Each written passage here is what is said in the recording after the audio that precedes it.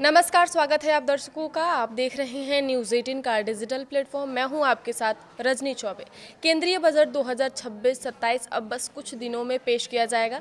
वित्त मंत्री निर्मला सीतारमण 1 फरवरी 2026 को रविवार के दिन लोकसभा में इसे पेश करेंगे।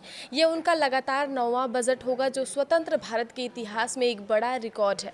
इससे पहले मोरारजी देसाई ने सबसे ज़्यादा 10 बार बजट पेश किया था, जिनमें से 8 पूर्ण बजट जबकि 2 अंतरिम बजट थे। सबसे खास बात यह है कि आज़ादी के बाद पहली बार कोई बजट रविवार को पेश हो रहा है, जो काफ़ी ऐतिहासिक घटना मानी जा रही है। पहले भी कभी-कभी शनिवार को बजट आया था, जैसे 2015 और 2016 में अरुण जेटली ने पेश किया था, लेकिन रविवार का यह पहला मौका है। इस बार बजट से आम जनता से लेकर इंडस्ट्री के अलग-अलग एक्सपर्ट्स को कई सारी उम्मीदें हैं। किसानों को पीएम किसान, फसल बीमा और सिंचाई योजनाओं में ज़्यादा पैसे मिलने की आस है। उद्योग जगत को ग्रोथ के लिए पॉलिसी सपोर्ट, टैक्स में आसानी और मैन्युफैक्चरिंग को बढ़ावा देने वाले ऐलान की उम्मीद है।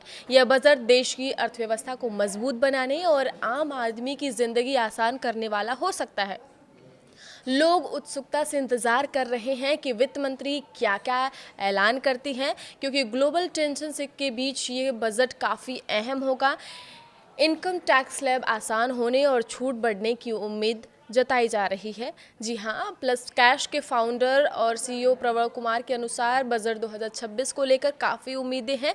लोगों को ऐसे ऐलानों का इंतजार है जो आर्थिक विकास को बढ़ावा दे और साथ साथ वित्तीय संतुलन भी बनाए रखे। मिडिल क्लास को इनकम टैक्स स्लैब आसान होने और छूट बढ़ने की उम्मीद है, जिससे हाथ में ज़्यादा पैसे आए। वहीं रियल इकोनॉमी, खासकर रियल एस्टेट सेक्टर के लिए सरकारी समर्थन बढ़ने की उम्मीद है, ताकि अफोर्डेबल हाउसिंग, फंडिंग और आसान क्रेडिट के जरिए हाउसिंग और जुड़े सेक्टरों में लगातार मांग और विकास बना रहे। बजट 2026 में ग्लोबल टेंशन नहीं, बल्कि घरेलू मजबूती पर फोकस है। जी हाँ, टॉक द वॉक के बिजनेस इकोनॉमिस्ट और मैनेजिंग पार्टनर संचिता मुखर्जी के अनुसार जैसे जैसे हम केंद्रीय बजट 2026 के करीब पहुंच रहे हैं, चर्चा को इस बात से आगे बढ़कर इस पर केंद्रित करना होगा कि हम भारत की घरेलू अर्थव्यवस्था में और मजबूती और लचीलापन कैसे विकसित करें।